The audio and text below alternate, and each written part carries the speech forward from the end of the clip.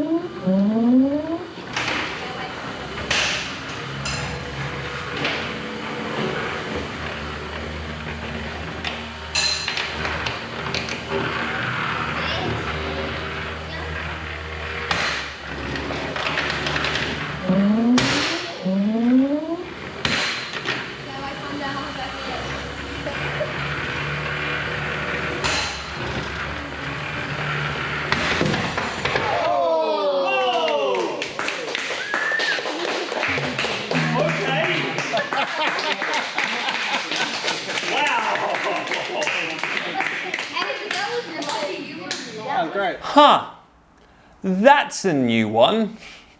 I don't think I've ever been ringed out with Annie before.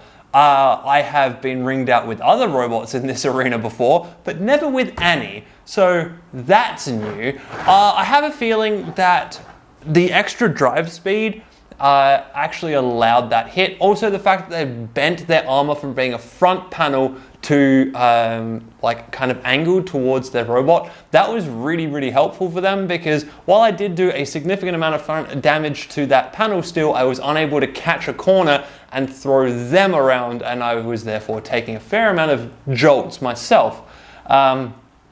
Yeah. There was lots of big hits in that one, which was nice, but also I wasn't driving particularly well. Annie is a little bit more difficult to control, shall we say, in this current setup. In particular, the turning, she has a tendency, if I hit the stick to the side a little bit, she was flicking like 90 or 100 degrees around, which did make my life a little bit harder in that fight. Cool, so one loss for the day is not a great start, and then very next up we had Beta Griffin. Now, if you've been watching this channel for a little while, you will know Beta Griffin. It's a fairly new robot, and every time Annie and Beta fight, it is a great slugfest. 3, 2, 1, go!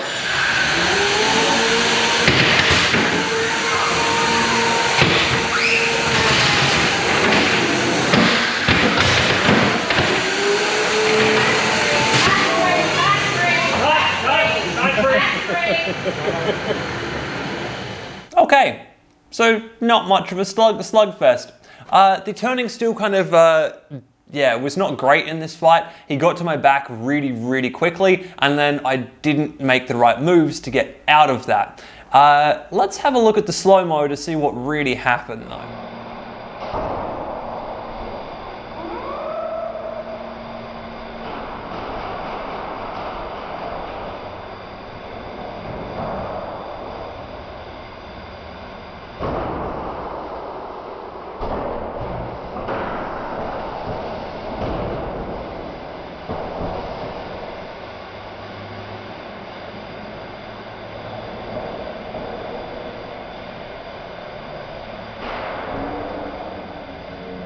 So in there, you can see what happened as he hit the wheels. One of the silicons came completely off and threw Annie up into the air. As she came back down, she bounced and then as she come back down from the bounce, landed the back panel right on top of Beta Griffin's drum. And unfortunately, the back panel is not held on by all that much. And up until this point, that has not been an issue at all. Beta Griffin has hit the back panel multiple times in the past. A lot of things have hit the back panel multiple times in the past, but because it's HDPE, it's been able to bend and absorb and deflect those hits. This was just a perfect storm of landing right on top of his weapon as the tooth comes around and collects it, and it was just the perfect bite. And it ripped that back panel up, exposing the battery, and therefore the fight was cold, and Annie, of course, lost. It was a lot of damage. It's probably the most damage Annie has taken in quite a long time. And, you know, it's good data. It's nice to see these things happen in a place where I'm like, okay, I can turn around and I can fix this. And one of the things I'm thinking about with fixing this is I've been talking about moving Annie over to a version 5, and in a version 5, the back panel will be held on a lot stronger than the current one.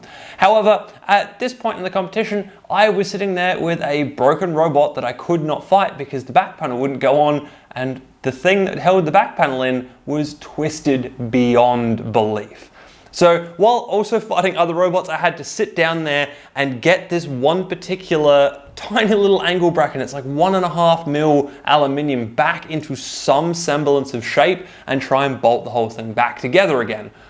But that wasn't quite enough. It kind of worked, it kind of looked okay, but I didn't trust it at all. So I dumped a whole bunch of hot glue over both of those panels, actually, over both of those angles that keep the back plate in, because I figured better safe than sorry. Although, well, there are 2 more fights left to go, so, you know, had to get it running again somehow. Speaking of 2 more fights to go, we have the next fight against Spinner B, which is a nasty overhead design, which has had some interesting fights in the past. So let's take a look at this one. 2, 1, go!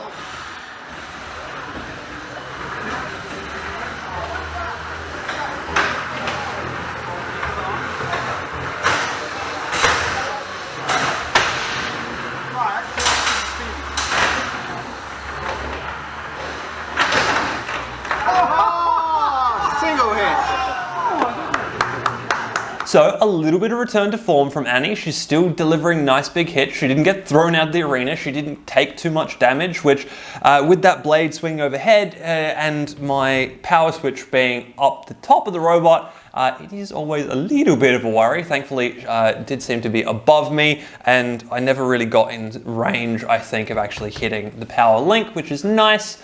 And then, yeah, we had that one nice big hit that knocked out both wheels. Maybe let's take a look at that one in slow-mo.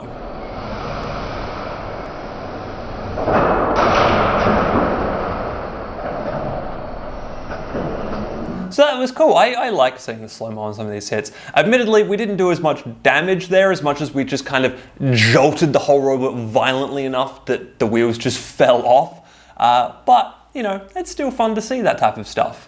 So, at this point in the weekend, Annie is back up and running, having taken all of that amount of damage and come back and still doing relatively well. We're sitting on 2 losses and a win. At the same time, Lumberjack is also sitting on 2 losses and a win. So we're now vying for 3rd place. Our very last round robin fight is against each other, and today it is purely a points buy system. You win a fight, you get 2 points. You draw a fight, you get 1 point. You lose a fight, you get no points. Round robin, person with the highest points wins the day. So at this point, it's last fight, second to last fight of the day. This fight is going to determine who gets 3rd place and who goes home with nothing. 2, 1, go!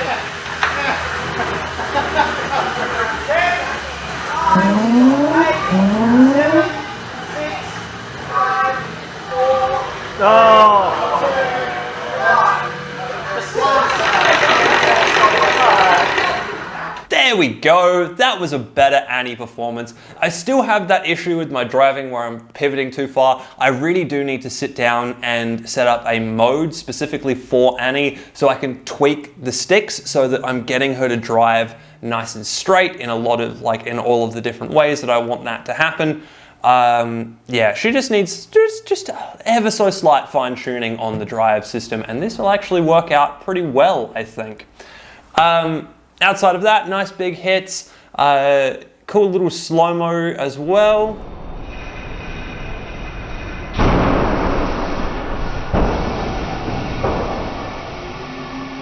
Which is always fun. And then right at the end there, he actually got stuck, and it kind of looks like he got stuck on the pit, but really what happened is when we have a look at the underside of his robot, he actually ended up getting stuck on himself. Annie had done enough damage in underneath that shattered his base plate and also warped his little feeder wedge leading up into the weapon. So everything was misaligned and out of shape, and he got hung up on all of that.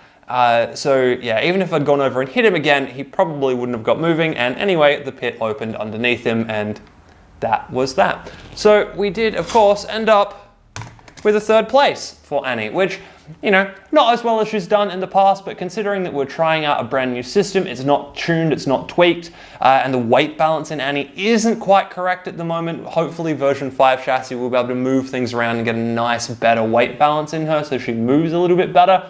I'm actually not too unhappy with that. She performed pretty well considering we've made some small changes here and there. Anyway, I hope you guys have enjoyed that one, and I will see you in the next video.